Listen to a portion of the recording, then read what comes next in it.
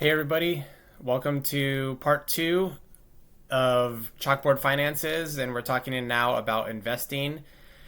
So today, the first area I wanted to talk about as a potential way to invest it would be to invest in precious metals. Now, just a warning, I don't know really anything about this other than just what I've tried to research on my own.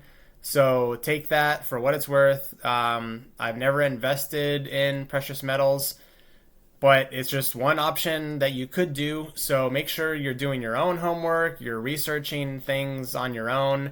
You're not taking my word for it. This isn't financial advice, this is just education and a teaching class, so to speak. So that's my warning to start out this video. So again, we're talking about now that you've paid off your debt, your bad debt, and you've got your emergency fund fully funded for 3 to 6 months worth of your budget, you now have theoretically, in our example, $1,000 that you can put towards investing. That's on top of your savings. So, one way you could invest would be in precious metals such as gold, silver, that type of thing.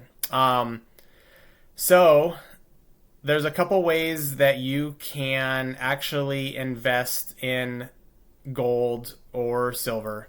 One would be to actually purchase coins or bars. I guess it's called like bullion, like gold bullion. And so you're buying it, the actual coin or the actual bar of that metal, that precious metal, gold or silver. So now you could invest in it by purchasing the actual gold or silver coins or bars.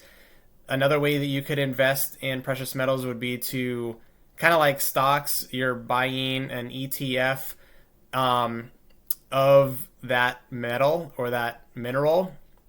Another way that you could invest in gold or silver would be to buy stock in companies that do mining for those precious metals. So like gold mining companies or the companies that do that sort of thing. So those are some ways that you could actually invest in gold or silver. Again, you could actually buy the metal, you could invest in the ETF of gold or silver, or you could invest in the companies that do the mining. So as of this recording, I looked up what the cost of gold and silver is per ounce. As of right now, roughly, gold is $1,954 per ounce. So if you bought 1 ounce of gold, that's how much you would pay for it, roughly. Now, I think there's a little bit of a fee that you might have to pay if you're actually buying the coin or the bar on top of that. But in our example, if you had a 1,000 extra dollars per month, you would need 2 months worth of that savings in order to buy 1 ounce of gold. If you were to save up 2 months and buy silver, silver is right now $25.08 per ounce. And so you could therefore buy about 80 ounces of silver with the $2,000 over the 2 months that you saved up. So that's just where gold is at and silver is at as of right now. So over the course of time, it looks like, per my notes, that gold has gone up per ounce. For 20 years ago, gold was $1,647 per ounce. It's gone up that much in 20 years, which is a 548% increase. Silver, over the last 20 years, has increased by $20.22 per ounce. and that's an increase of 442% growth over the last 20 years. So now here's some pros and cons from just my perspective about gold and silver. One pro, so these are the pros that I see as to why you would invest in gold or silver. One, it can be fairly easy to get started into by just buying a gold coin or a silver coin. In our example, it would just take you maybe 2 months worth of savings to get 1 ounce of gold, or 80 ounces of silver. So there are places, there's like shops, or there's places you can physically go to buy that type of metal. You can also, there's some online stores you can buy them online and have them shipped to you. You just have to be very careful as to where you're buying it. So pros, it's easy to get started. The second thing I would say is a benefit or a pro is it's physical. You can actually hold it. It's not just some paper trading online. I guess if it would be if you're buying the stocks in the companies or ETFs, but if you're actually buying the gold coins or bars, it's physical, it's tangible. You can hold it, you can touch it. The other thing too is over the long period of time, it seems that gold and silver is not as volatile, so it's not going to fluctuate a lot. Now, again, this is just my opinion. It's not going to fluctuate extremely per day. It's probably going to hold its value for be better over time.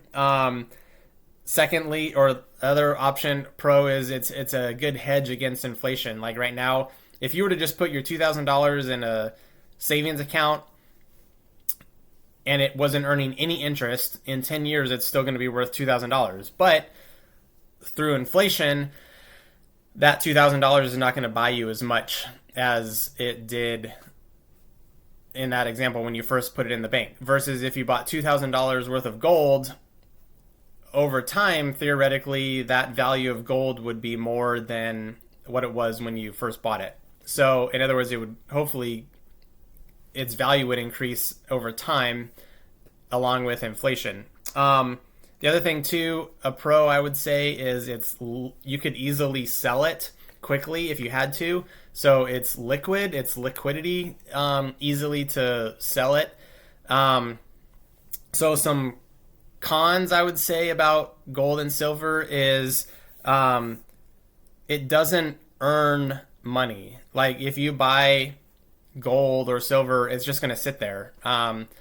It's not going to gain money, or you're not getting any income from it, I should say, unless you sold it. If you did sell it, one con I would say is that from what I understand, it would be taxed as a collectible. So I guess your taxes would be higher on it because of it being considered a collectible. So when you sold it, the other thing too is if you're physically buying it, you have to have a place to store it. So I'd say a con is like you have to find a place to store it, keep it safe. Maybe you have to rent a safety deposit box or at a bank or somewhere, and maybe then it just the safety issue. If you have it in your house somewhere, then what happens if you get broken into or whatever? So those are just some possible cons against precious metals. So again, do your homework. This is just my opinion, and I've never invested in gold or silver, so I don't really know too much about it. But again, just another option. So don't follow my advice. You need to do your own research and your own homework on this sort of stuff. But I'm just sharing with you examples and possible ways to invest your money. So I do think that if you're going to diversify your investing, that gold and silver can be a good way to just put some of your portfolio into it, maybe like 5% or whatever of your money that you're investing, put it in gold or silver.